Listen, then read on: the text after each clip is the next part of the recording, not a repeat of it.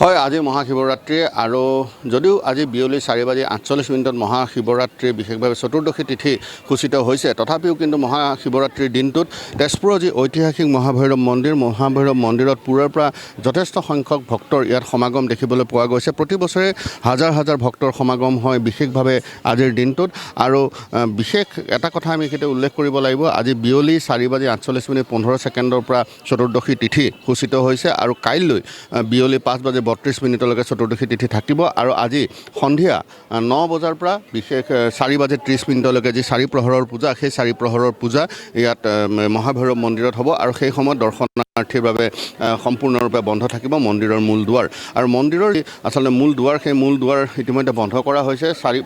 ইয়াতে স্বেচ্ছাসেৱক নিয়োজিত কৰা হৈছে, তেওঁলোকে আহি ইয়াতে তেওঁলোকে পূজা অৰ্চনা আগবঢ়াব। কিন্তু এই পূজাত বিশেষভাৱে আমি ইয়াৰ মহাভৈৰৱ মন্দিৰ সমিতিৰ সম্পাদক আছে, আমি তেখেতৰ পৰা জানিব বিচাৰিম যে আজি কেনেধৰণে দৰ্শনাৰ্থীৰ বাবে মহাভৈৰৱ মন্দিৰ কেনেধৰণে খোলা ৰাখিছে বা যদিও দৰ্শনাৰ্থীসকলে ইতিমধ্যে পূজা অৰ্চনা তেওঁলোকে আৰম্ভ কৰিছে। ইয়াত যি বৃষভ আছে এই বৃষভত তেওঁলোকে জল অৰ্পণ কৰিছে, পুষ্প অৰ্পণ কৰিছে আৰু ইয়াৰ পিছতেই যি মূল শিৱলিংগ সেই ভিতৰ ভাগত থকা মূল শিৱলিংগলৈ এজন এজনকৈ প্ৰৱেশ কৰিছে। গতিকে আমি জানিব বিচাৰিম যে আজি কেনেধৰণে পূজা ভক্তপ্ৰাণ ৰাইজৰ বাবে দুৱাৰ কেনেধৰণে মুকলি হ'ব আমি জানিব বিচাৰিম।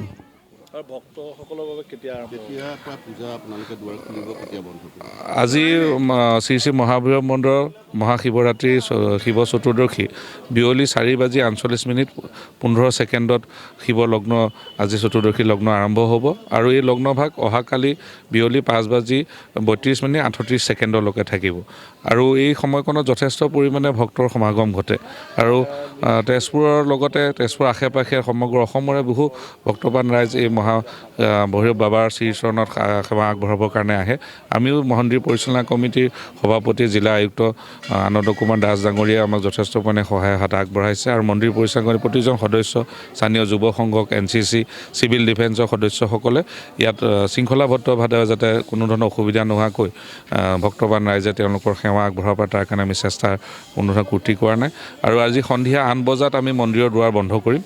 যিহেতুকে আমি চাৰি প্ৰহৰৰ পূজা প্ৰথম প্ৰহৰৰ পূজা 9 বজাত আমি আৰম্ভ কৰিম বুলি ভাবিছোঁ আৰু পুনৰ ভক্তপ্ৰাণ ৰাইজৰ কাৰণে আমি অহাকালি ৰাতিপুৱা 4 বজাত আমি পুনৰ দুৱাৰ মুকলি কৰিম। গতিকে এই সময়কণত আমাৰ চাৰি প্ৰহৰৰ পূজা হ'ব, যিটো পৰম্পৰাগতভাৱে ঐতিহ্যমণ্ডিত এই মহাভৈৰৱ মন্দিৰত আৰম্ভ হৈ গৈ আছে আৰু এই সুযোগতে মই আপোনালোকক জনাবলৈ পাই সুখী হৈছোঁ যে আমাৰ ইয়াতে মহাভৈৰৱ মন্দিৰৰ বহুত দিনে এটা অভাৱ আছিলে যে আমাৰ ইয়াত যাত্ৰীসকল যিসকল দূৰণিবতী আহে তেখেতসকলক ৰাতি যাপনৰ কাৰণে আমাৰ ব্যৱস্থা নাছিলে। ইতিমধ্যে অসম চৰকাৰে আমাক 50 লাখ টকা এটি অনুদান আগবঢ়াইছে আৰু এই অনুদানৰে আমি যাত্ৰী নিবাসৰ কাম ইতিমধ্যে সমাপ্ত কৰিছোঁ। লগতে আমাৰ মহাভৈৰৱ মন্দিৰত যিসকল ভক্তপ্ৰাণ ৰাইজে বাবাৰ শ্ৰীচৰণত ৰূপৰ অলংকাৰ দান হিচাপে আগবঢ়ায় এই অলংকাৰখিনিও আমাৰ যথেষ্ট পৰিমাণে ইয়াত আছিলে আৰু প্ৰায় আমি 32 কেজি ৰূপৰ এক সজ্জা আমি বাবাৰ অংগবস্ত্ৰ এটি আমি নিৰ্মাণ কৰি উলিয়াইছোঁ। সুদূৰ ৰাজস্থানত তাৰ নিৰ্মাণ হৈছিলে আৰু আমি এইবাৰ আমি বাবাৰ শ্ৰীচৰণত এই অলংকাৰ ভাগো তেওঁক আগবঢ়াইছোঁ। ধন্যবাদ জনাইছোঁ আৰু ইতিমধ্যে আমি দেখুৱাবলৈ চেষ্টা কৰিম পোনপটীয়াকৈ মহাভৈৰৱ মন্দিৰৰ পৰা পৰিৱেশ দেখুওৱাৰ বাবে।